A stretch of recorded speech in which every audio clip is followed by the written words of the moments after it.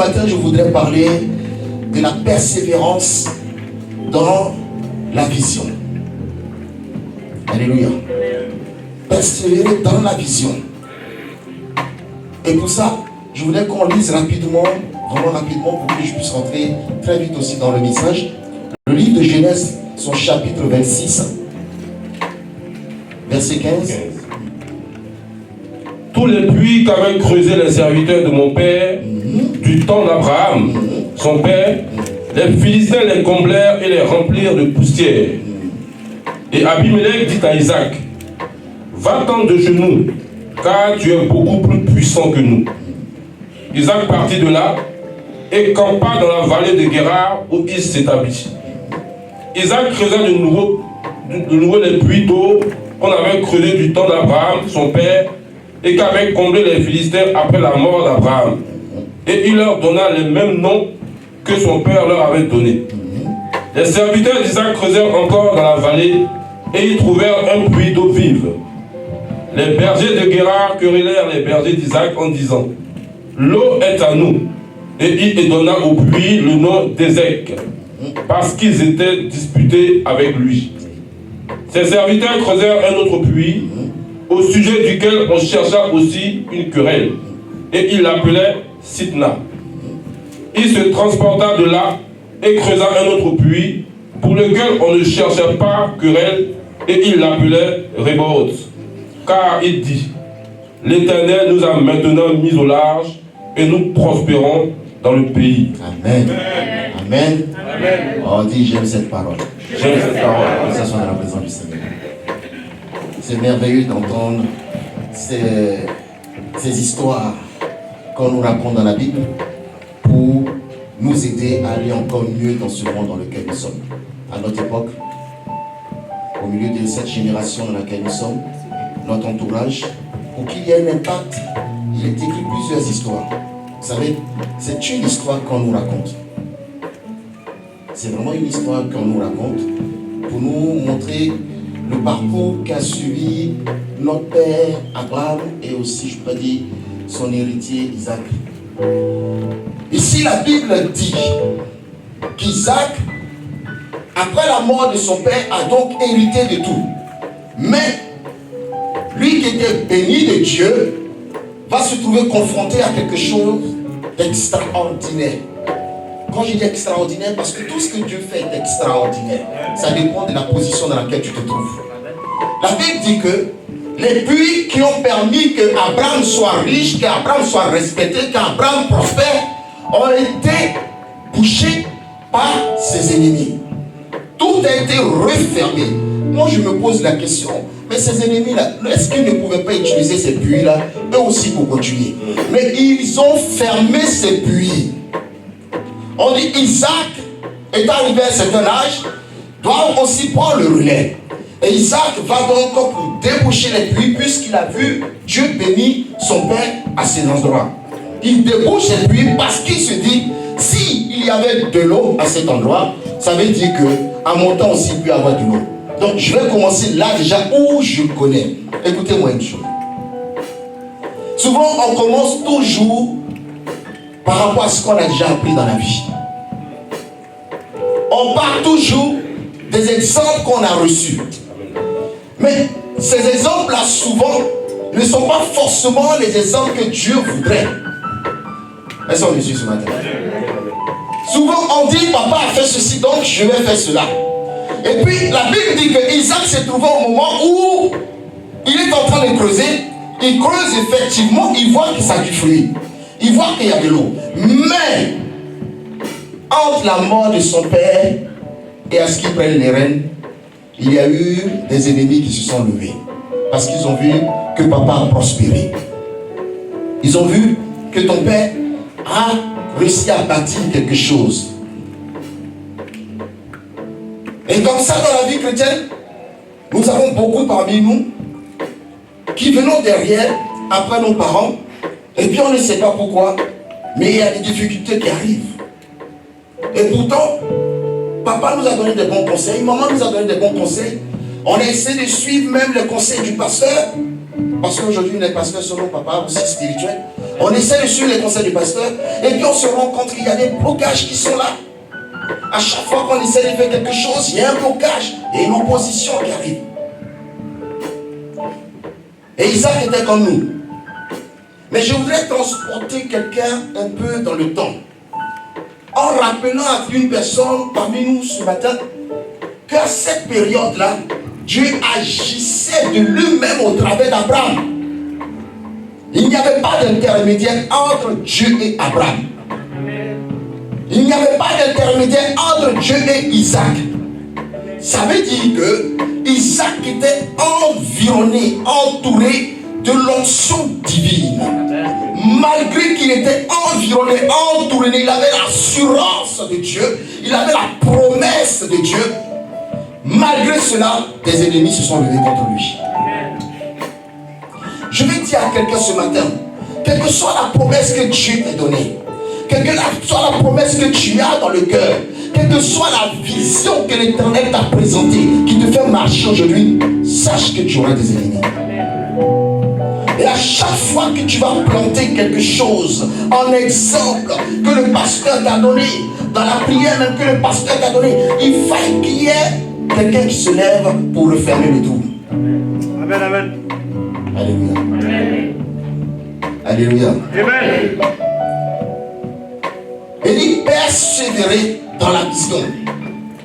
Isaac savait que Dieu lui a donné une parole. Le père d'Isaac a répété à Isaac que voici la promesse de Dieu. Voici la vision que Dieu a pour toi. De toi viendra le Messie. De toi, des générations et des générations naîtront. Tu es le fils de la promesse. Mais sache qu'il y en a encore des milliards qui viendront au travers de toi. Amen. C'est ce qui a été promis au Père. Mais la promesse du Père est descendue sur le Fils. Elles sont reçues ce matin. La vision que Dieu a, Abraham a persévéré dans la vision pour voir les fruits de la vision qui sont Isaac et tout ce qui vient derrière. Isaac aujourd'hui prend le relais.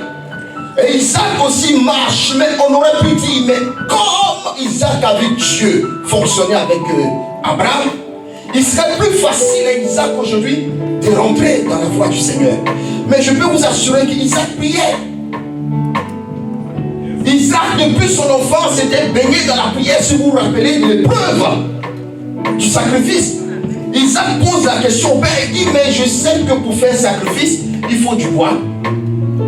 Il faut l'autel, mais où est l'agneau du sacrifice? Amen. Cela voudrait dire qu'Isaac connaissait la loi, connaissait les principes du sacrifice. Amen. Malgré sa connaissance, malgré qu'il était rempli, il fallait qu'il passe par l'épreuve.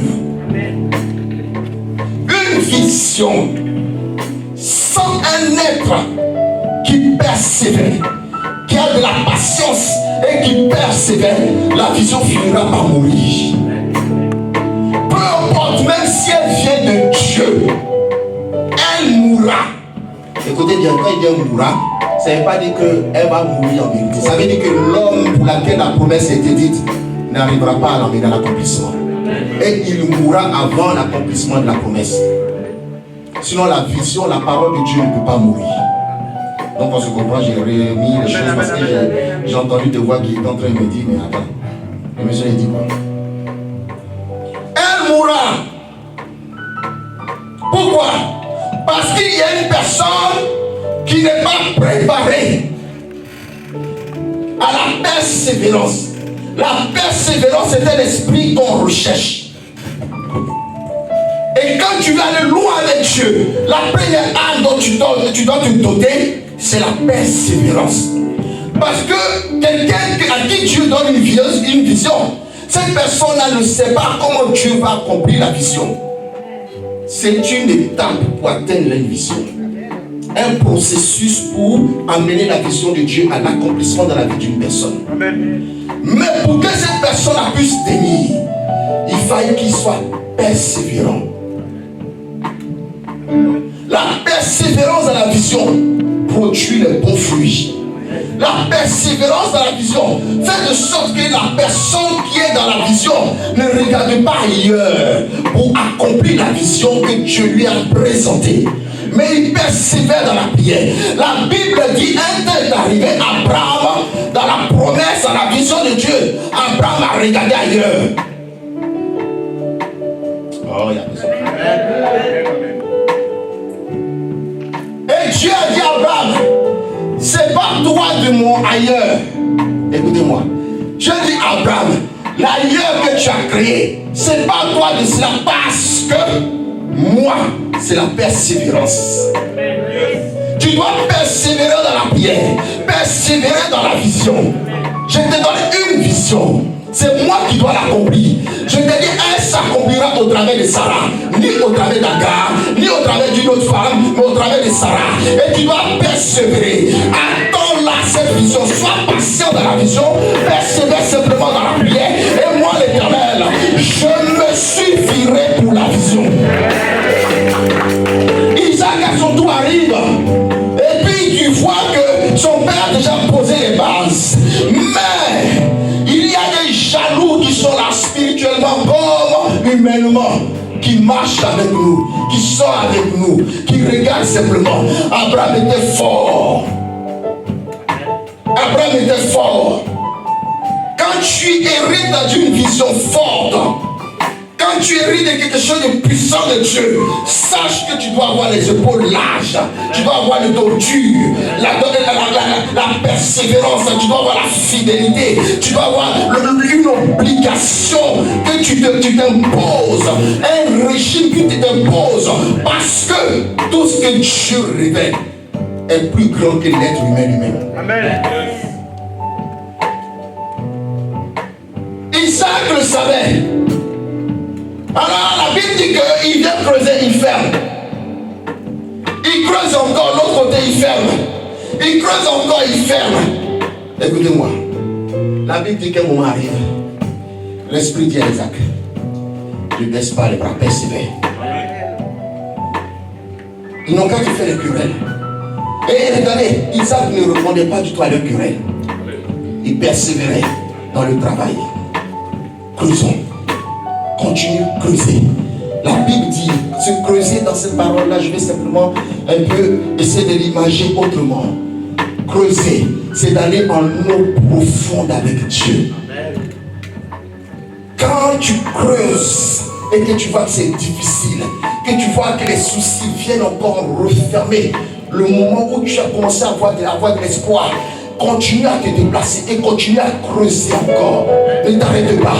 Continue encore à creuser, aller encore en eau profonde encore avec l'Éternel. Et s'il rebouche encore, il y a encore un autre problème qui arrive. Réjouis-toi que le problème arrive. Et déplace-toi encore. Et creuse encore. Pourquoi? Parce qu'à force de te déplacer, tu es en train d'aller dans le lieu où l'Éternel a promis que tu as creusé, va trouver le fond. Et là où personne ne pourra fermer encore ta pensée. Parce que celui qui doit aller loin, il a des épreuves à traverser. Parce que l'objectif final, s'il n'est pas préparé ici, il ne pourra pas tenir l'objectif final. Persévérer dans la vision. Une vision a besoin de persévérance. Une vision est obligée, qu'il est obligé du moins qu'il y ait de la persévérance dans la vision. Parce que toute vision que Dieu révèle à quelqu'un, il aurait une épreuve. Amen. Je parle à quelqu'un ce matin. Amen. Amen, amen. Tout ce que Dieu te donne, toute promesse que Dieu te donne, et il aura une épreuve. Si tu n'es pas prêt à passer par l'épreuve, ou tu n'es pas prêt à passer par l'épreuve, abandonne la vision. Abandonne cette vision. J'ai dit toujours, Dieu n'appelle jamais quelqu'un sans lui révéler la première chose que Dieu révèle. Parce que nous les chrétiens, on aime, Dieu va te bénir. On aime trop ça. Une fois à l'église, en Suisse, j'ai demandé, mais écoutez, vous tous là, Dieu va vous bénir de oui. Oui, qui sait que Dieu va bénir de oui? Tout le monde est venu. Et là, que Dieu soit béni. Bon, écoutez, qui a vu la bénédiction de Dieu depuis là? Non, on attend. La Bible déclare que si est tard, il faut patienter. Elle est assez très bonne chose. Vous connaissez votre parole. Elle est très bonne. Mais écoutez-moi. C'est vrai. Dieu vous a révélé que vous allez être béni. Mais la première chose que quand Dieu révèle une vision qu'il présente, ce sont les épreuves qui sont liées à la vision.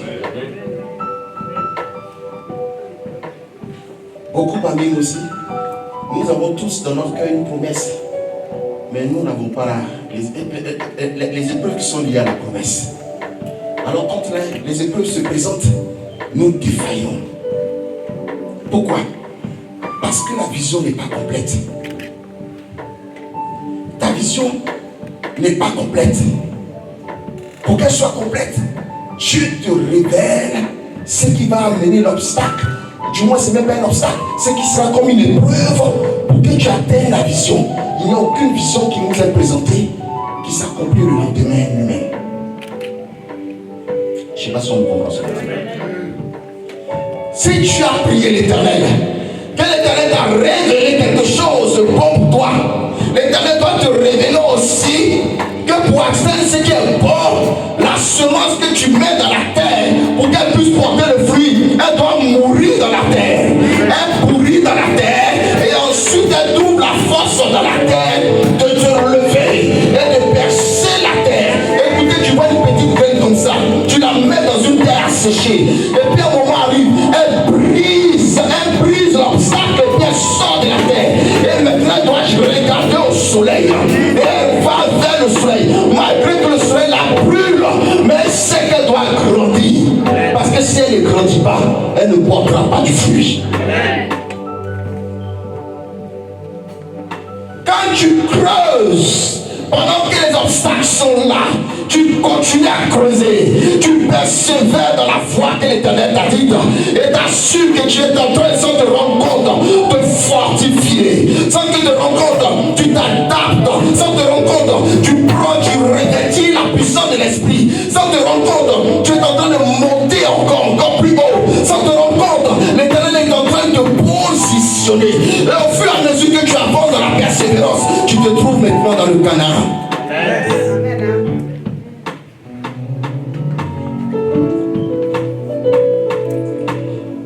On dit il a bâti jusqu'à un moment arrive, il va se trouver donc un dernier puits qui va creuser. Écoute-moi, celui qui a Dieu avec lui, qui persévère avec le Seigneur, tes ennemis vont se fatiguer plus rapidement que toi. Oh, je pensais qu'il allait entendre des grands amen. Celui qui persévère et qui comprend que tout ce qui arrive dans sa vie, oh, je vous l'ai dit la semaine dernière, j'ai dit qu'il faut transcender sa réalité. Quand tu persévères dans la vision, tu transcendes ta réalité. Quand tu transcendes ta réalité, tes ennemis se fatigueront avant toi. Parce que celui qui marche avec toi n'est pas un homme. Celui qui marche avec toi n'est pas le fruit d'un homme. Celui qui marche avec toi n'est pas porté de la pensée d'un homme. Celui qui marche avec toi, ce n'est pas une histoire qu'on raconte aux enfants. Celui qui marche avec toi, il s'appelle l'Éternel. Écoutez-moi, depuis le commencement, avant même que le monde puisse commencer à compter les jours, il existait déjà. Et donc quand tu l'as, la persévérance doit faire foi dans ta vie. Quand tu as Dieu avec toi, la première chose que tu reçois de Dieu, c'est de persévérer. Parce que Dieu, c'est la longévité. Dieu, c'est l'éternité. Et celui qui n'est pas prêt à vivre l'éternité, c'est quelqu'un qui n'est pas persévérant. Parce que l'éternité appelle que tu dois être persévérant. Parce que ta marche est longue. Elle est éternelle. Elle ne s'arrête pas. On ne peut pas la stopper. Et donc celui qui reçoit Dieu, il est persévérant. Il sait que tout ce qu'il doit atteindre, il doit continuer à marcher sans relâche. Mais le vent soufflera. Ils sortiront contre lui. Mais la Bible dit qu'ils ne te vaincront pas. Mais par la persévérance, des ennemis qui viendront par ce chemin, ils partiront par ce chemin. Comme poussés par le Saint-Esprit de Dieu. Écoutez-moi ce matin. Je dis la persévérance à la vision appelle le succès. Tu travailles, tu viens au boulot. Écoute, si Dieu t'a dit que tu dois travailler, il faut persévérer. lâches pas. Tu as un refus. C'est qu'un refus. C'est un puits qui a été bouché. Va reposer encore. Ne prenez pas Dieu pour un magicien. Ne prenons pas Dieu pour un marabout. Dieu, qui pouvait créer la terre simplement en le voulant. Il a pris 7 jours pour créer toutes les choses. Pour nous montrer qu'il faut continuer. Quand tu as quelque chose dans ta tête, ne t'arrête pas. Continue à travailler. Continue à travailler jusqu'au 7e jour. Tu te reposeras. Tant que tu n'as pas encore vu les fruits de ce pour lequel tu es là, tu ne te reposes pas, chrétien. Pour réussir dans ce monde, pour accomplir la vision que Dieu t'a donnée, il te faut la persévérance. Écoute-moi, la persévérance veut dire qu'il va avoir des difficultés qui vont paraître. Et puis moi, je te dis que ces difficultés, tu es capable de les transcender. C'est-à-dire les voies difficiles. Je vois que c'est difficile, mais je crois que elles sont là pour que moi je sois élevé. Amen. Quelqu'un qui persévère, ce qu'il voit, ce qui est en train de se passer est vraiment vrai. Dans la réalité, c'est vrai, c'est dur. Mais il dit non, je continue. Amen. Pourquoi? Parce qu'il croit que la finalité, je lui ai donné. Mais il comprend en même temps que ce qui est en train de se passer, c'est pour qu'il atteigne la finalité. Paul dit, je cours vers le but de la vocation céleste. Même ce que je n'ai pas envie de faire, je le fais. Le mal que je désire rejeter m'arrive. Mais moi, je ne m'arrête pas. Je cours vers le but de la vocation céleste. Je ne m'arrêterai pas tant d'avoir atteint le but de la vocation céleste. Paul dit, je marche. Quelles que soient les prisons, quels que soient les obstacles, tout cela me permet de grandir. Si tu ne persévères pas dans la vie, tu n'atteindras pas ton objectif. Et souvent, je dis, quand tu courtises une femme, elle te plaît. Premier jour, tu viens la voir. Ma chérie, tu me plais. Elle va te regarder, elle dit, il dit non, mais celui-ci. Est-ce que tu abandonnes? C'est que toi, tu ne vas jamais te marier. Oui, c'est faux.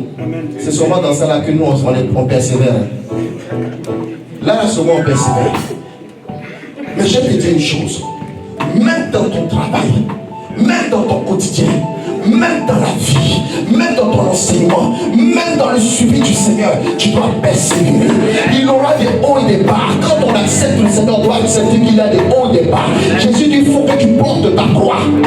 Jésus, il dit, portez votre croix. Alors que cette croix, il l'a portée pour nous. Mais il nous annonce que même si je l'ai portée, écoutez-moi, c'est parce que je l'ai portée que vous allez la porter. Je bâtis, non pas en disant que cela doit se faire. J'aurais pu aller directement de ma naissance à la croix de Golgotha. Mais je suis passé par les épreuves. Parce que chaque épreuve me rapprochait de la croix. Et chaque chose, chaque pas me rapprochait de la croix. Et à chaque fois que j'arrivais à côté de la croix, la gloire retombait sur moi. La splendeur de Dieu retombait sur moi. Le Père se glorifiait en moi. Pour que quelqu'un arrive à son objectif, il doit comprendre que c'est un parcours, un processus de croissance spirituelle. Amen, amen, amen, amen. Et Isaac a compris cela. Il ne se plaignait pas. Mais il a compris que Dieu était avec lui. Frère, quel que soit ce qui est en train d'arriver dans ta vie, je vais dire à quelqu'un ce matin, Dieu est avec toi. Amen.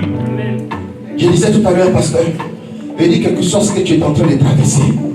Dieu est avec toi. Yes. Amen. C'est parce que Dieu est avec toi que tu traverses cela. Amen. Laissons se comprendre ce matin. Nous ne sommes pas là pour venir passionner les prédications. Nous sommes là pour donner la vérité de la Bible. La vérité selon Dieu. Il y a trop de chrétiens qui pensent que parce qu'ils sont devenus chrétiens, Dieu doit faire comme ça et puis ça va arriver. Tu as menti. C'est parce que tu es devenu chrétien que ça doit devenir encore plus compliqué. Parce que tu dois grandir. Parce que l'état dans lequel tu es, s'il n'est pas brisé, si tu ne l'abandonnes pas, si tu n'as pas ta foi, ne se développe pas. Mais la foi, c'est quoi? La foi, c'est croire au-delà même de tes capacités, même de accepter ce qui se passe. C'est apporter ton esprit encore plus loin ce que la nature pouvait t'apporter de croire. C'est dépasser, devenir fou complètement. À un moment où les gens te regardent et disent tu vas mourir, tu dis moi je vivrai. La foi, c'est être devant la mort. Et puis dire que je vis. Un Dieu déclare devant la mort. Il dit la mort devient un gain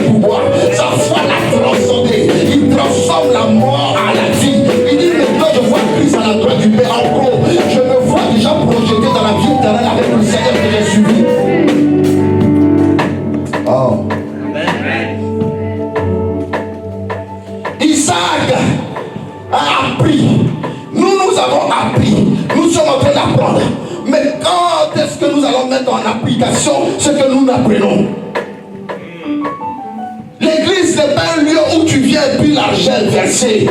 Frère, l'église n'est pas un lieu où tu viens et puis le miracle est versé. L'église n'est pas un lieu où tu viens et puis ton bonheur est versé. L'église est un lieu où tu viens, on t'enseigne à persévérer dans la prière. On t'enseigne à chercher la face du Dieu. On t'enseigne à marcher selon Dieu. On t'enseigne à accepter ce qui arrive. On t'enseigne à ne pas abandonner. On t'enseigne à tout remettre à Dieu. On t'enseigne à voir la foi que l'objectif final, c'est le but de la vocation céleste. Il dit c'est comme cela que les miracles accompagneront ceux qui auront cru. Il n'a pas dit c'est parce que tu viens à l'église que tu vas avoir des miracles. Ça fait combien de temps dans l'église et puis on n'a pas les miracles? Disons-nous la vérité. C'est parce que nous ne sommes pas renouvelés de l'intelligence. Le miracle a besoin de quelqu'un qui persévère. Oh my God. Isaac persévéra. On va lire un passage.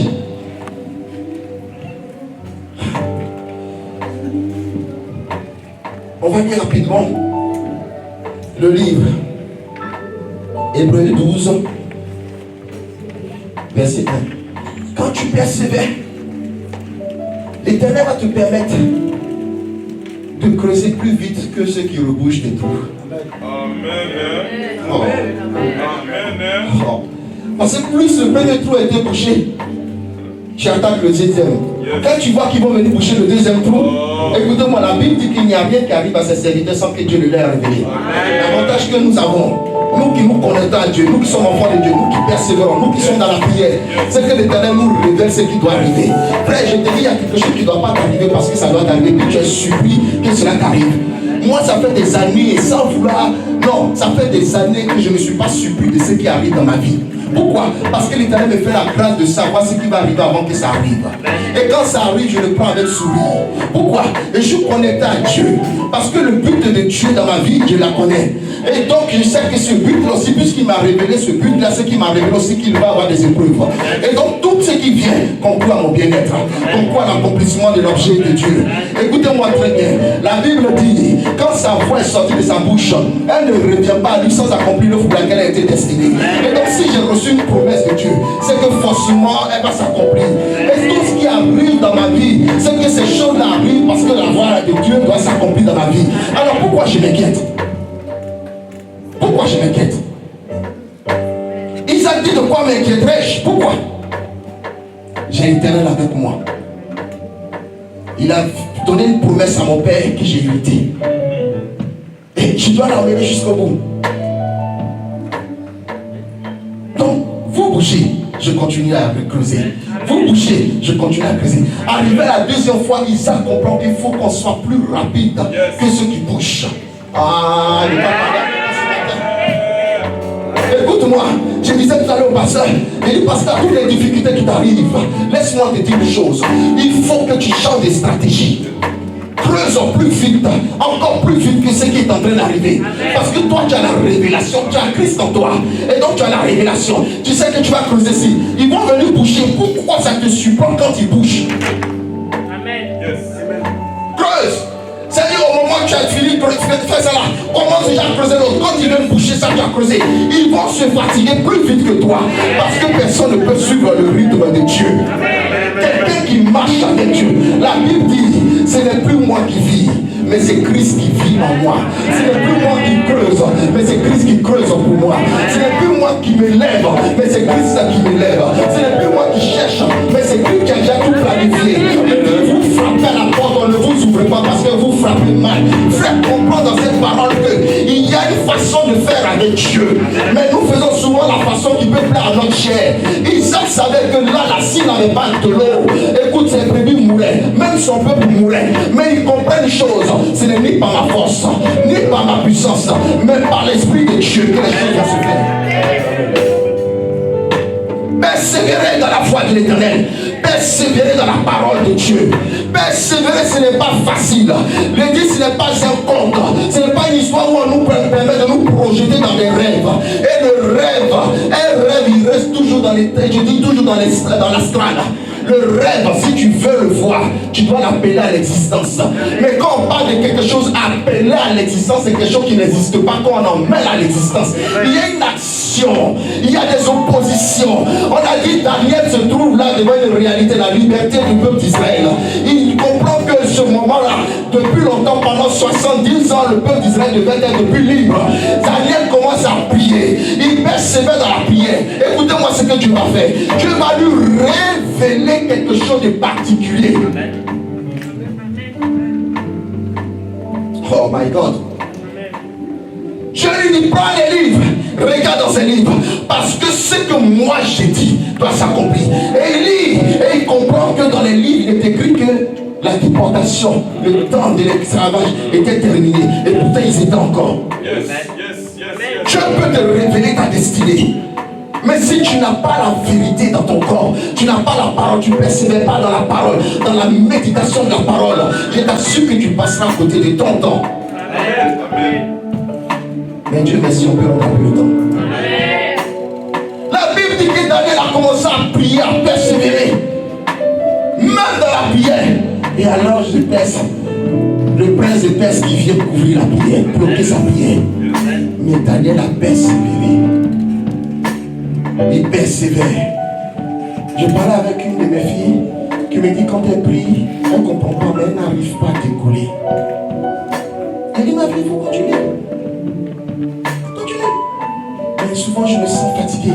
Et il change de stratégie. Il y a 7 esprits, les 7 chandeliers représentent les 7 esprits de Dieu. Elle dit que ces 7 esprits sont les 7 chemins. Il n'y a pas qu'un seul chemin pour atteindre Dieu. Il y a plusieurs formes de prière pour atteindre Dieu. Quand tu vois que là tu es faible, frère, ne sois pas paresseux, change. Quand tu vois que tu es au deuxième esprit, que tu es encore faible, change. Il y en a 7, le jour où tu arrives à 7, l'ennemi ne peut pas te toucher. Change. On peut dire, on peut lire. Je lis la parole. Je lis de Hébreux, chapitre 12, verset 1. On écoute. Nous donc aussi, puisque nous sommes environnés d'une si grande nuée de témoins,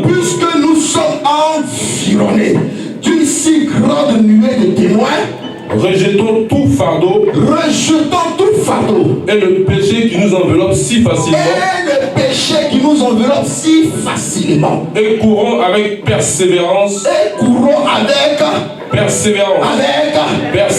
dis avec moi, persévérance, dans la carrière qui nous est ouverte. Oh my God. Il dit nous sommes couverts d'une grande nuée de témoins.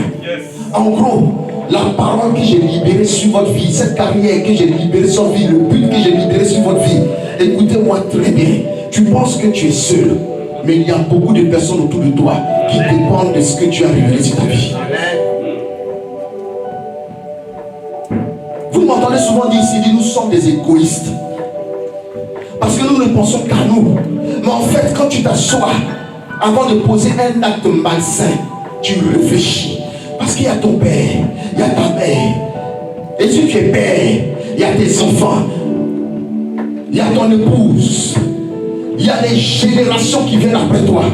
Tout ceci, il dit, nous sommes environnés d'un grand nombre de témoins. Une nuée, un grand nombre de témoins, tous qui comptent sur toi, qui sont là pour regarder ton témoignage. Et ton témoignage va leur permettre eux aussi de chercher un témoignage. Il dit rejetons ce péché qui nous quoi? Et le péché qui nous enveloppe si facilement. Oh my God, moi c'est ce mot là, enveloppe. Enveloppe. En gros, qui nous cache de la face de Dieu. Quand tu prends une lettre, tu mets dans une enveloppe, on ne voit pas la lettre, on voit l'enveloppe. On dit le péché nous enveloppe si facilement. Écoutez, je ne veux même pas rentrer dans l'aspect même du péché. Je parle de l'aspect de l'abandon, de ne pas savoir persévérer, de très vite fait laisser la place. Allez, je vais aller regarder ailleurs. Je vais aller chercher ailleurs. Ça nous enveloppe tellement facilement quand nous sommes chrétiens. Facile d'abandonner, facile de rejeter la faute sur les autres, facile de trouver les excuses dans quelque chose particulier qui arrive au sein de l'église pour abandonner ta marche, pour ne pas persévérer dans la prière, pour ne pas persévérer dans les épreuves. Il dit, il n'y a pas quelqu'un dans l'église, même dans le monde, qui peut venir te poser un acte que tu n'apprécies pas, qui ne vient pas de Dieu. Oh, personne ne me dit amen. Amen. Même ta femme, même ton ennemi, quand il pose un acte, écoute-moi, ça vient de Dieu. Amen. Il dit, j'ai suscité Pharaon à dessein de ma gloire. Vous pensez que tout vient du diable? Non. Tout ne vient pas du diable. Mais nous devons grandir. Et nous donnons gloire au diable parce que nous sommes faibles. Nous nous sommes très vite fait envelopper par la faiblesse. Alors dès que quelque chose arrive, oh Satan, il te chasse. Satan, c'est quoi la chanson? Mon fils, il est où? Satan, il n'est pas dit, je dis non. Ah, ok. Oui, il faut que je joue. J'ai dit non, j'ai dit non, j'ai dit non, non, non.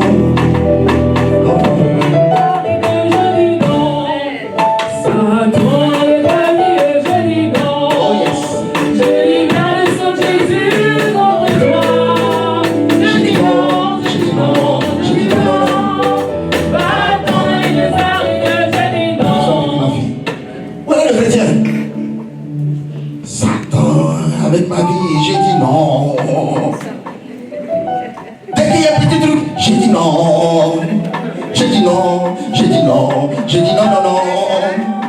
Oh my God. En fait, laisse Satan dans sa place. Si Satan est dans ta vie, je peux te dire, je peux te garantir quelque chose. C'est que tu es dans le péché. Son péché, tu dois dire non. Ce n'est pas au diable. Le Dieu n'a pas de pouvoir. Il dit tout pouvoir m'a été donné. Oh my God. Le tout inclut, il n'y a pas autre chose qui a été donné à quelqu'un d'autre.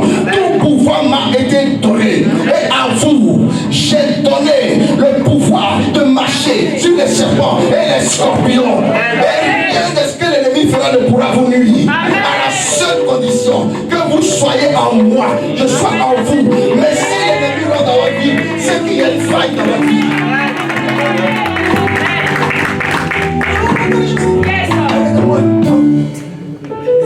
Ça n'a rien de moi, Jésus. Non, non, non, non, non, non, non, non, péché, comme ma vie, attends. Péché n'a rien de moi, Jésus, non. C'est ça que vous devez chanter. Le diable ne peut pas rentrer dans la vie d'un enfant, de qui que ce soit, s'il n'y a pas le péché à la base. La seule clé, le seul passeport qui permet au diable de rentrer dans ta vie, c'est le péché. Rien d'autre. Rien d'autre. Qu'on ne te demande pas. Le diable ne vient pas éprouver qui que ce soit. Dieu, non, il ne vient pas attaquer la vie de quelqu'un s'il n'a pas quelque chose à cette personne. C'est ce qu'on appelle la loi de la redevabilité. Alors non, ils ne peuvent rien faire contre Isaac. Parce qu'ils n'ont rien dans la vie d'Isaac qui peut leur permettre de faire quoi que ce soit. Alors Isaac il sera toujours plus rapide que eux. Amen. Écoutez-moi. Il dit courons. Nous courons avec persévérance. Courons avec persévérance. Dans la carrière qui nous est ouverte. Oh my God. Il ne se soucie pas de ce qui est arrivé. Non, non, non, non. Lui, il sait qu'il a donné sa vie avec Dieu. Et tout ce dont il se préoccupe, c'est la carrière que l'Éternel a posée sur sa vie. Le pasteur. Oh, tu es pasteur, ta carrière pastorale. Dieu veut, tu es prophète. Dieu veut que tu te consacres à ça. Cours vers cela. Cours vers le ministère prophétique. Oh, tu es docteur. Cours dedans. Tu es appelé à servir Dieu. Cours à l'intérieur. Tu es fidèle. Pour moi, il n'y a pas de fidèles dans une église. Il n'y a que des disciples. Il dit allez de toutes les nations et faire des disciples. Vous vous prenez pour des fidèles. Le fidèle, le diable vient le maltraiter. Le disciple, le diable ne peut pas le maltraiter. Changer et le renouvellement de obéissance. Quand le disciple, il fait comme son maître. Et quand tu es disciple, Seigneur, tu fais comme Jésus. Mais quand tu es fidèle, tu es un auditeur. Alors beaucoup pour ne pas s'engager dans le Seigneur. Je suis fidèle. Moi, je suis simplement mon ami. Dès que j'ai commencé le ministère, depuis le départ, j'ai dit je suis disciple du Seigneur. À partir de cet instant, ma façon de faire avec Dieu n'est pas comme quelqu'un qui vient s'asseoir pour écouter une prédication. Et Dieu aussi, sa façon de faire avec moi n'est pas comme il va faire avec quelqu'un qui vient pour écouter une prédication. Et j'ai persévéré. Il neige, il pleut. Quelquefois, on n'a pas de train. On quitte Saint-Denis jusqu'à Maison, il faut à pied. Oh my God. Et les gens disent, oui mais pasteur, non, c'est parce que tu es pasteur que Dieu te bénit. Mon ami, est-ce que tu sais où j'ai passé? Est-ce que tu sais ce que j'ai traversé? Est-ce que tu sais ce que j'ai traversé?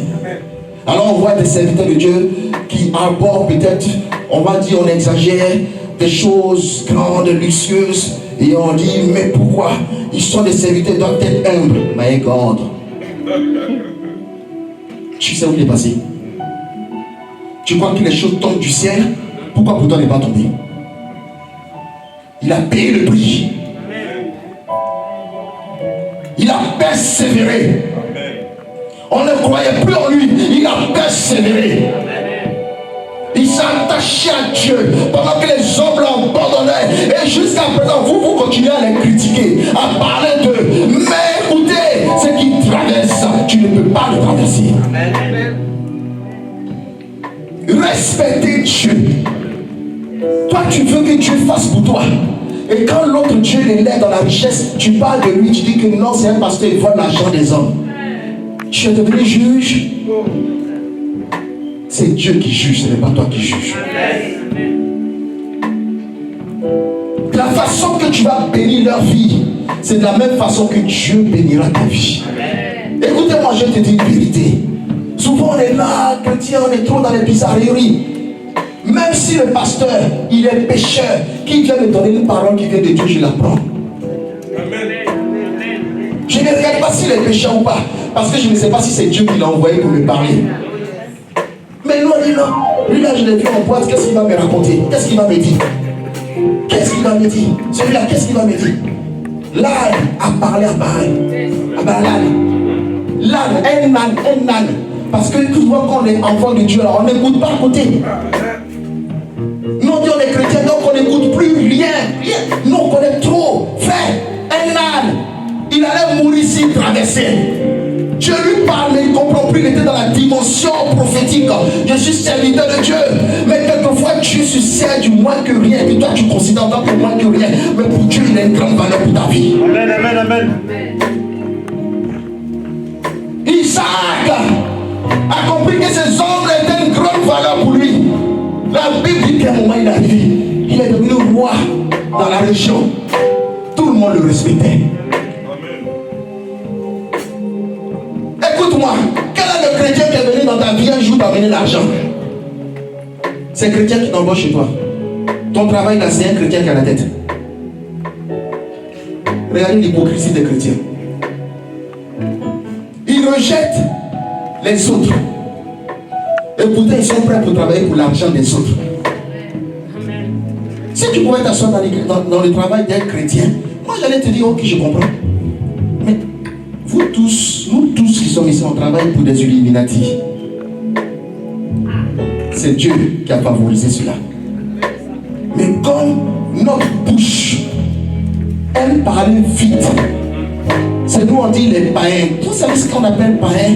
Étymologiquement parlant, ça veut dire quelqu'un qui n'a aucun, qui ne prie pas un Dieu comme toi. Ça ne veut pas dire qu'il n'a pas de Dieu. Ça veut dire qu'il ne prie pas ton Dieu. C'est celui-là qu'on appelle païen. Mais la Bible dit, il y a beaucoup de dieux, mais il y a un seul et unique vrai Dieu. Oh my God. Ce n'est pas un corbeau qui est venu nourrir, comment est-ce qu'il s'appelle? Élie. Non, plutôt une colombe qui est venue nourrir Élie. C'est un corbeau. Et pourtant, dans notre conscience humaine, le corbeau, on le caractérise toujours comme l'oiseau de malheur. Mais ce jour était le bonheur pour Élie. Frère, Isaac a compris. Canaan n'appartenait pas aux Juifs. Les Cananéens qui étaient sur place étaient en train de préparer le terrain pour les Juifs. On est là en marche. Vous voulez qu'on puisse. Paul dit, moi je marche parmi les païens. C'est pas pour que les païens me gagnent, mais c'est pour les gagner. Mais écoutez, je vous dis la vérité. Ce sont les païens qui l'ont gagné qui ont fait la richesse de Paul. Il y a beaucoup d'hommes, de femmes, de destinées qui sont de l'autre côté, qui sont passés dans nos vies. Mais nous les avons regardés avec l'œil de la religion. Oh non, non, non, moi je mets un homme.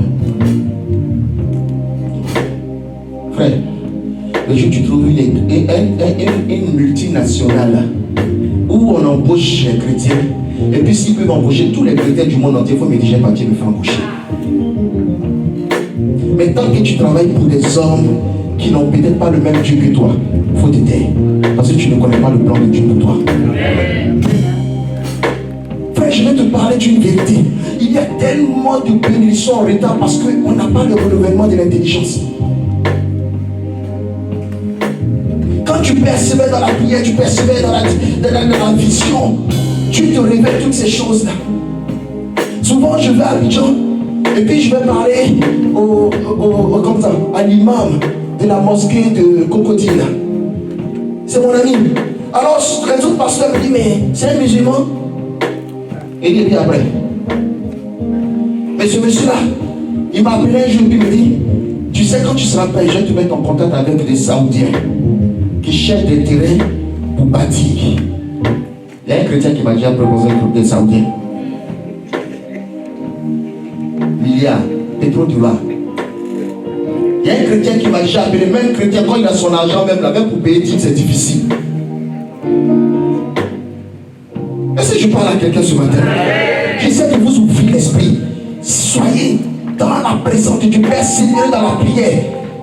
Quand tu veux te lancer dans les affaires, ce ne sont pas les chrétiens que Dieu va mettre devant toi. Ceux qui possèdent ce monde aujourd'hui, la Bible te lit dans le livre de l'Apocalypse, il dit le monde appartient encore au diable pendant un certain temps. Mais tu veux te lancer dans les affaires, ou bien c'est quand tu as mouru que toi tu as fait les affaires au ciel.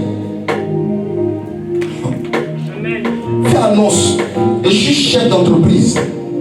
Moi je cherche les chrétiens souvent pour travailler avec eux. Et puis viens me voir, il faut me dire combien ils t'ont appelé. Est-ce qu'on se comprend ce matin? Persévérez dans la prière, persévérez dans la vision. Et Dieu va vous révéler les hommes et les femmes qu'il aura mis sur votre chemin pour accomplir, même si c'est difficile. Frère, ce n'est pas par ton intelligence, ni par la connaissance théologique que tu as. La parole, la Bible dit qu'elle est vie et elle est action. Elle n'est pas comme les pharisiens qui la possédaient, mais qui étaient incapables de créer la vie autour d'eux. La parole a besoin de quelqu'un qui croit, qui a le Saint-Esprit en lui, pour que ceux qui croient, Dieu les lui révèle. Dieu peut te dire ah, et puis toi tu peux comprendre que A veut dire que c'est la lettre A. Et Dieu va te dire non, ce n'est pas la lettre A. Mais écoute bien, regarde bien cette lettre-là. Elle est formée par 3 branches. 1, 2 et 3. Ces 3 branches-là sont ma sécurité. Tu as le Père, le Fils et le Saint-Esprit qui marchent avec toi. Mais tout ça, il faut que tu sois dans la paix et dans la prière et persévérer dans la prière. D'autres commencent aujourd'hui et puis ils abandonnent vite parce qu'ils ne voient pas le résultat. C'est Dieu qui va obéir à ta parole, mais c'est toi qui obéis à la parole de Dieu. Amen. Nous tous ici, nous voulons que Dieu fasse. Mais quand est-ce qu'on fait pour Dieu? C'est que prends-moi le livre de Marc 4, verset 26 à 28. Quand est-ce que toi tu vas faire pour Dieu? Alors moi j'ai envie de réaliser telle chose. C'est en ce moment on connaît Dieu. Seigneur, je vais faire mon projet. Donc Seigneur, je voudrais que Seigneur, il y en a même qui viennent. Comme je fais un projet, je vais venir faire une offrande sacrificielle pour le projet. Mon ami, la Bible dit, toute personne qui pose une action sans comprendre pourquoi, il donne cadeau. Tu donnes cadeau.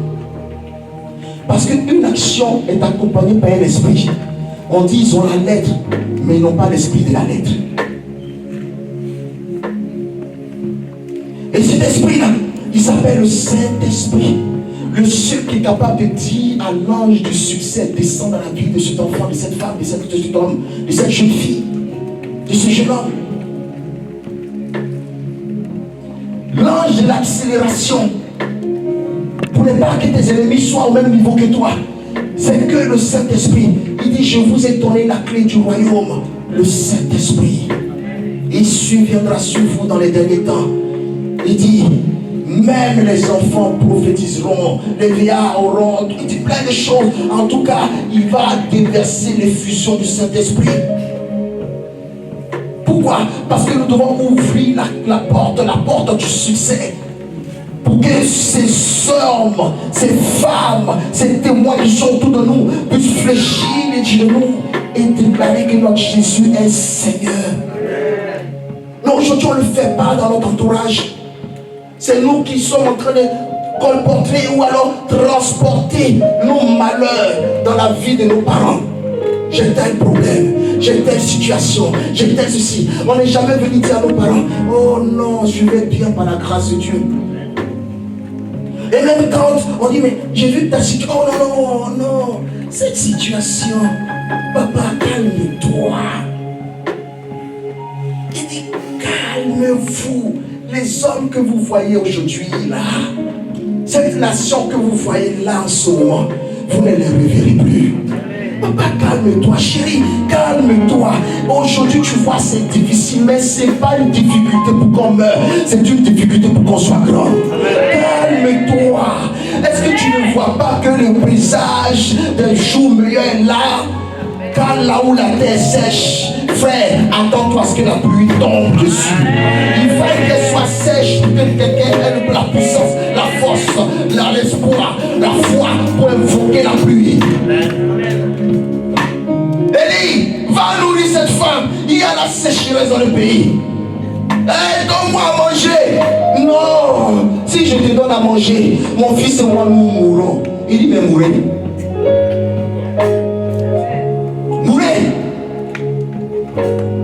Femme, t'es pourvue de vision. Mais je suis serviteur de l'Éternel, je viens à toi. Je ne peux aller chez n'importe qui. Je connais des hommes riches, des femmes riches dans ce pays, mais je viens à toi. Et toi, tu me dis, ton fils et toi, vous allez manger, vous allez mourir. À cause de quoi? À cause de ce que tu traverses. Oh my God. Ce que tu traverses, si tu veux, abandonne-toi au péché. Abandonne-toi des solutions humaines. Ça ne fait rien à Dieu. Je vais dire quelque chose, la vérité à quelqu'un ce matin. Ça ne fait rien à Dieu. Il dit, Élie, tu as peur de Jézabel? Élie, le prophète de puissance, qui a fait descendre le feu du ciel. Un temps arrive dans la vie d'un être humain. Il doit voir quelque chose qui te fait trembler. Si ça ne t'arrive pas, c'est que toi, là, non, on va t'enlever comme Enoch. Ça doit arriver. C'est quand ça arrive, tu te souviens que, mais Dieu a levé le ciel, il a ouvert le ciel et le feu est sorti du ciel pour consumer les prophètes de Baal. Jézabel elle-même a conçu les prophètes, ses propres prophètes. Dieu les a consumés. Et puis moi, j'ai peur de Jézabel. Dieu dit, regardez-moi un homme, excusez-moi, je vais utiliser un terme grossier. Il est un imbécile comme ça. Moi, j'ai détruit tous les prophètes qui invoquent des dieux étrangers. Et toi, tu as peur. Oh my God. Tu es en train de m'insulter, moi, Dieu. Quand une situation apparaît dans nos vies, et puis nous tremblons, nous cherchons des choses, nous insultons Dieu. Isaac sait qu'il ne peut pas insulter Dieu, parce qu'Abraham a insulté Dieu, et la Bible dit qu'il a enfanté Ismaël. Je parle à quelqu'un. Isaac dit qu'il ne veut pas faire la même erreur. Il dit, Élisée, il y a 70 autres prophètes derrière toi. Si vous ne voulez pas me louer, si vous ne voulez pas m'être fidèle, je susciterai des pierres pour me louer. Comme Dieu pour nous dire que, mais vous là même là, vous croyez que quoi? C'est de vous que j'ai besoin pour m'adorer. C'est de vous que j'ai besoin. Écoutez, tout ce qu'on fait sur la terre là, ce n'est pas pour Dieu, c'est pour nous-mêmes. Que tu deviennes riche, Dieu va faire quoi avec ta richesse? Que tu te maries, Dieu va faire quoi avec ton mari? C'est pas pour toi. Tu as des enfants, c'est pour qui? C'est pour Dieu ou bien c'est pour toi? Si Dieu veut, Jésus dit, si moi je veux, je demande à une légion d'anges de descendre. C'est-à-dire qu'il a ce qu'il faut pour le louer, pour l'adorer. Mais en fait, il nous fait participer à sa propre gloire. C'est pour nous. Et quelquefois, on se comporte comme des égoïstes. Frère, sois persévérant dans la vision. On peut lire? Lis la parole. Le livre de Marc, chapitre 4, verset 26 au verset 28. Il dit encore, il en est du royaume de Dieu comme quand un homme jette de la semence en terre. Qu'il dorme ou qu'il veille, nuit et jour, la semence germe et croît sans qu'il sache comment. La terre produit d'elle-même d'abord l'herbe, puis l'épi, puis le grain tout formé dans l'épi. Amen. Oh. Est-ce que vous n'aimez pas une telle parole? Il faut le lire encore. Verset 26. Il dit encore. Il dit encore. Il en est du royaume de Dieu. Il en est du royaume de Dieu. Comme un homme. Comme quand un homme, jette de la semence en terre. Il en est du royaume de Dieu. Comme quand un homme.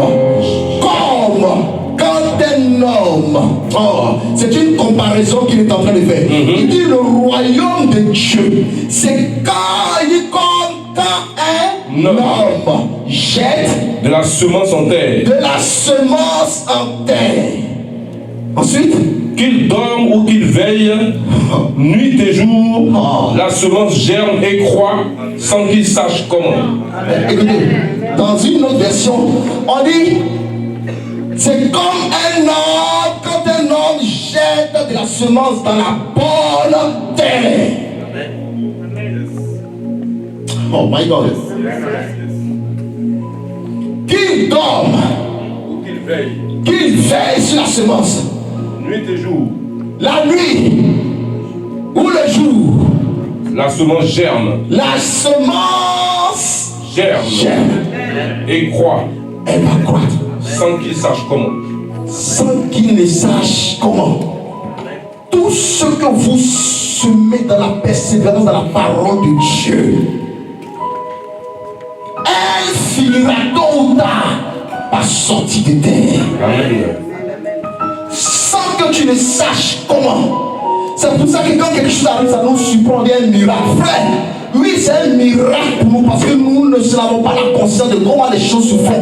Mais sache une chose, Dieu, pendant que tu as prié pour cette chose, du moment que Dieu t'a révélé de prier pour cette chose, et que tu as commencé à prier, c'est que tu es en train de jeter ta semence là dans ce qu'on appelle la terre Jésus.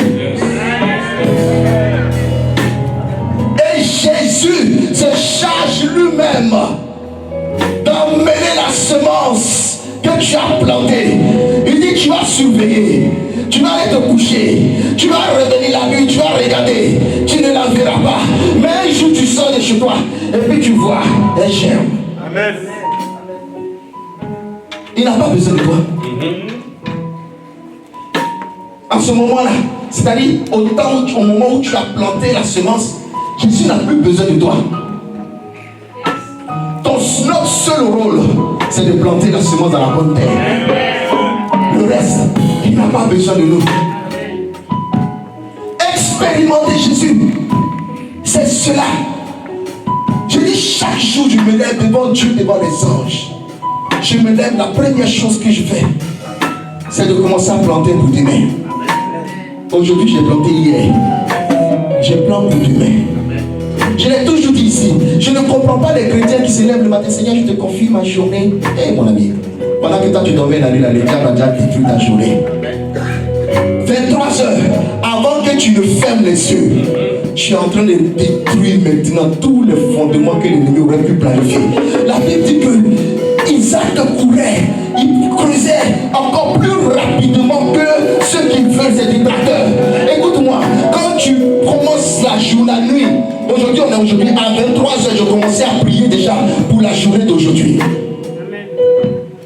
à minuit, pendant que les forces démoniaques sont en train de commencer à être à l'œuvre, toi tu as déjà tout planifié.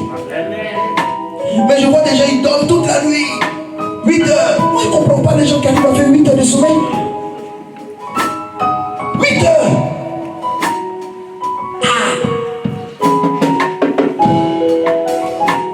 On dit non, la science dit que le corps a besoin de 12 heures. My God, sur 24, tu as besoin de 12 heures. Mais ceux qui nous enseignent ça ne dorment pas 12 heures. Et ils sont riches.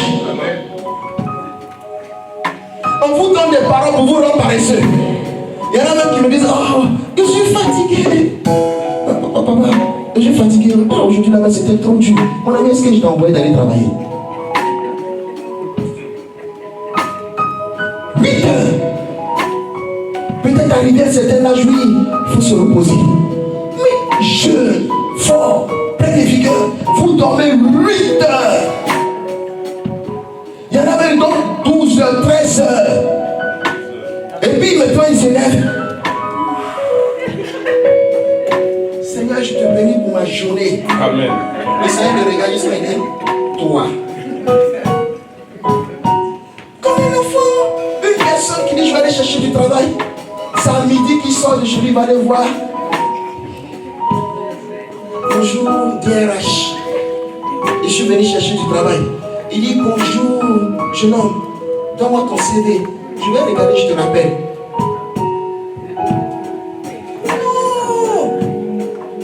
C'est le matin qu'on va déposer CV.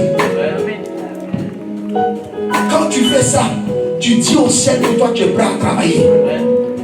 Et quand même le DRH te reçoit, il sait que tu es quelqu'un qui a envie de travailler parce que très tôt tu es déjà debout. Il sait qu'il peut compter sur toi. Mais toi tu viens l'après-midi déposer CV. Après papa, je dépose mes CV partout, mais ça marche pas, on a qu'à plier, pour moi. Sur CV, on a mis tes compétences. Si moi je prie, je te dis, bon, lève-toi le matin à 3h du matin. Quand je dis ça, c'est une personne, ah papa, 3h du matin c'est difficile, hein. C'est là même que le sommeil devient doux. J'entends ça tout le temps, mais ça me fait rire quoi. 3h du matin, c'est là que le sommeil devient doux. Pendant que 3h du matin, c'est là que le diable est à l'œuvre. Toi, c'est à 3h du matin, ton sommeil devient doux. Mais à quelle heure tu vas te lever? Est-ce que je parle à quelqu'un ce matin? Isaac ne dormait pas. Il sait qu'il y a des gens aussi qui ne dorment pas, qui vont reboucher son trou.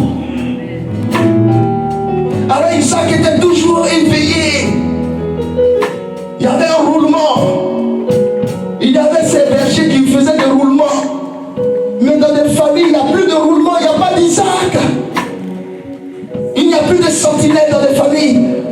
Tout le monde dort jusqu'à 8 heures. On attend que le réveil fasse grrr, mais quelquefois le réveil s'entend et puis on tape dessus et puis on dort encore un peu. Non, c'est pas possible. Frère, il y a quelqu'un qui ne dort pas. Ton ennemi ne dort pas. Il ne dort pas. Il est prêt à reboucher. Il est prêt à t'empêcher à atteindre ta destinée. Mais laisse-moi te dire, l'homme vit dans le temps chronos. L'homme vit dans le temps chronos. Dieu est dans l'éternité, mais l'homme vit dans le temps chronos. Dans le temps que tu dors, le temps chronos c'est une limite. C'est pour ça qu'il y en a beaucoup qui meurent sans avoir accompli l'œuvre de Dieu. Levez-vous, changez de mentalité, renouvelez votre intelligence. Ça ne va pas vous tuer. Au contraire, ça va vous faire grandir. Est-ce que je parle à quelqu'un ce matin? Persévérez dans la vision que Dieu vous a donnée. Dans la prière. Dans les temps même de veiller tout seul à la maison. Tu n'es pas obligé d'être accompagné de quelqu'un. Car le porteur de vision, tant qu'il n'est pas mort, la vision ne mourra jamais. N'attendez pas un homme de Dieu, on vous a déjà tout enseigné. On vous a tout enseigné, vous avez la parole en vous. Josué marche avec Moïse. Moïse lui a enseigné. Quand Dieu vient parler à Josué, Dieu lui dit pas que écoute-moi, je vais encore faire. Dieu lui dit la parole que tu as reçue, garde-la dans ton cœur. et tout près de ta bouche. Et en cela, tu auras des succès dans toutes tes entreprises. Il va chercher notre Moïse. Frère, ne négligez rien qui arrive dans vos vies. Rien n'arrive au hasard à un enfant de Dieu. Arrêtons de donner gloire au diable. Lazare meurt. Tout le monde à côté dit il est mort. Il dit non, Lazare il n'est pas mort. La mort que vous voyez là, ce n'est pas pour la gloire de la mort, mais c'est pour la gloire de Dieu. Écoutez le langage d'un monsieur comme ça. Et vous dites qu'il est en vous. Et puis votre langage, c'est toujours dit que non, ça qui arrive là, le diable m'a attaqué. Non, hier là, j'ai vu quand je me suis levé dans la nuit, il était en train de me battre. Mon frère, c'est parce qu'il y a une porte ouverte dans ta vie. Moi, où tu es assis, toi tu as venu me trouver dans mon songe et puis tu as fait parler avec moi. On dit c'est celui qu'on ne connaît pas, on appelle Yé. Est-ce que vous-même vous connaissez? Vous connaissez votre Jésus? On va se lever dans la présence du Seigneur.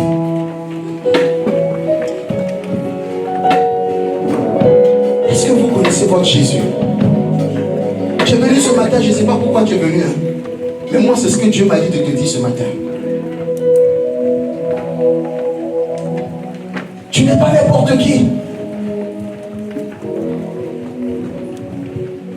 Il dit Nicodème, je t'en supplie Nicodème, aie le renouvellement de ton intelligence. Si tu veux voir les choses du royaume, aie le renouvellement de ton intelligence. Est-ce qu'il y a quelqu'un qui veut voir les choses du royaume ce matin? Amen. J'espère que vous n'êtes pas venu ce matin juste pour venir participer à un culte, mais si vous êtes venu pour entendre quelque chose. Sinon, restons à la maison. Dieu n'a pas besoin des auditeurs oubliés. Dieu veut faire quelque chose dans ces derniers temps.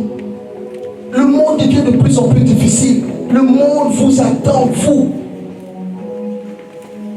Il y en a qui ne se voient même pas ici comme des grands hommes. J'ai changé ma mentalité. J'ai changé ma perception de ma personne. Si je veux que les gens me voient tel que je veux devenir, je dois me voir d'abord le premier.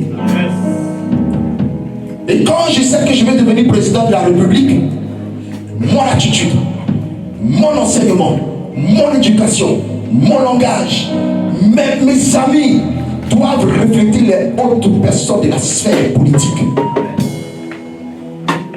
Je veux devenir un businessman. Je ne vais pas commencer à marcher avec les gens qui ne veulent pas aller loin.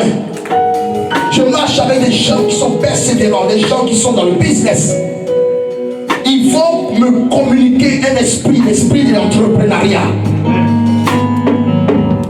Mais tu veux devenir un businessman. Et c'est toi qui marches avec les gens qui sont dans les maquis, dans les boîtes de nuit, dans les Congosa. C'est toi qui marches avec les gens qui n'ont aucune vision. Et tu veux être impacté, c'est impossible. On dit ce sont les oiseaux du même plumage qui volent ensemble. L'aigle est un oiseau, mais même au milieu d'un moineau, il va manger le moineau.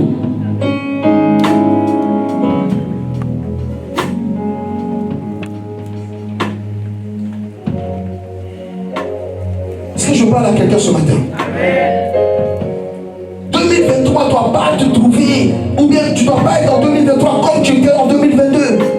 Un objectif, un but, une vision, et sois persévérant. Les petites pluies arrivent, vous défaillez très vite. La Bible dit que la colère n'accomplit pas le dessein de Dieu. Et le diable viendra vous provoquer pour ne pas que le but que Dieu s'est assigné avec vous s'accomplisse. Et Dieu lui-même permettra des épreuves. Si tu n'es pas un homme qui a le discernement, une femme qui a le discernement, tu vas croire que c'est le diable qui t'éprouve. Lisez le livre de Job. C'est Satan qui est venu éprouver. C'est Satan qui est venu éprouver Job. C'est Dieu qui a donné l'accord à Satan pour venir éprouver Job. Non, ne vous abusez pas avec ce qui vous arrive. Ayez le discernement de l'esprit. Moi, ça peut arriver. Même si je dois mourir, je vais mourir. Est-ce que de toute façon, si Dieu a décidé que je vais, je peux changer ça? Si ça peut arriver, allons-y. Si tout ça, ça peut faire que la gloire de l'Éternel soit, allons-y. Frère, ce matin, je vais dire à quelqu'un, ce qui arrive, qui est peut-être bizarre dans ta vie, ne donne plus gloire au diable, mais persévère dans la prière. Lutte. Il dit, j'ai combattu les hommes, j'ai combattu même avec Dieu. C'est-à-dire les épreuves de Dieu, j'ai combattu pour les surmonter. Et j'ai combattu les épreuves que les hommes m'emmènent. Et j'ai vécu. En cela, Dieu a changé mon nom. Il dit, tu ne t'appelleras plus Isaac, plutôt Jacob, mais on t'appellera Isaac. Change ta destinée. La destinée, c'est le chemin qu'on emprunte. J'ai terminé. La destinée, c'est le chemin qu'on emprunte. Écoutez-moi très bien. Vous avez une très mauvaise lecture de la parole. La destinée, c'est le chemin emprunté. Le but final. C'est pour ça que Paul précise bien. Il dit, je couvre le but de la vocation céleste. Le but de Dieu n'est pas la destinée. Le but de Dieu est le but de Dieu. C'est la finalité de la chose. Mais la destinée, c'est le parcours qu'on prend. C'est pour ça qu'il y en a qui sont ici. Et puis on prie pour eux et puis ils reviennent ici. Écoutez-moi, on dit on va changer ta destinée. Change ta destinée. Et puis l'homme de Dieu prie. Et puis tu reviens dans le bon chemin. Et tu reprends le chemin de la destinée. Tu marches sur la destinée pour aller vers le but de la vocation céleste. Si on ne pouvait pas changer la destinée de quelqu'un, la prostituée ne deviendrait pas ce qu'elle devient aujourd'hui. La destinée, c'est le chemin, ça peut se changer. Mais le but de Dieu ne se change pas. Le langage divin, il est propre, il est net, sans ambiguïté. La destinée, on la change. Lisez. La destinée, le chemin que j'emprunte. Mais le but, il ne bouge pas. La destinée, il peut la changer. On dit, viens, on va prier. Jour, on va changer la destinée. On va dire que Dieu change la destinée. Il était alcoolique, il était fou à mourir. Change sa destinée. Et l'Éternel change, il transforme, il dit, il le transporte maintenant de le chemin qu'il suivait, et puis il le ramène sur le tapis rouge. Et puis il avance vers le but de la vocation céleste. Le but de la vocation céleste. Amen.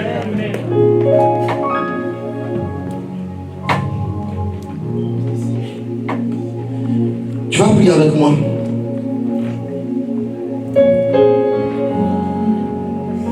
Tu vas dire à Dieu que ce matin, le rendez-vous qu'il nous a donné, c'est un rendez-vous pour modifier notre mentalité.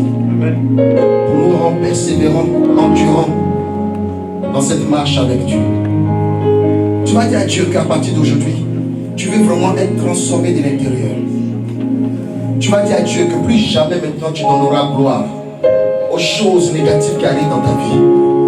Mais à partir d'aujourd'hui, même ta sueur doit transpirer le succès. Quand je parle de succès, je ne parle pas d'argent. L'argent, c'est le fruit. Non, je parle du succès, la volonté de Dieu. Amen. Ton mariage, ton argent, ton enfantement, ta santé, ta paix se trouve dans le plan de Dieu. Amen.